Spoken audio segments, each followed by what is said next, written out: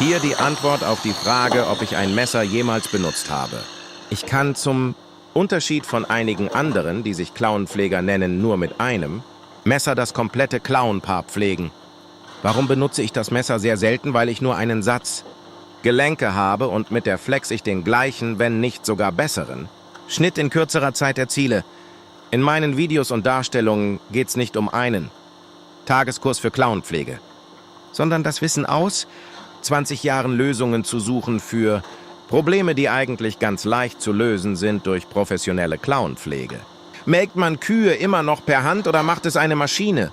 Also Leute, geht doch einfach mal raus, die Realität ist wirklich was Geiles. Und hört auf, Videos zu schauen, wo auf Klauen mit einem Messer rumgekratzt wird.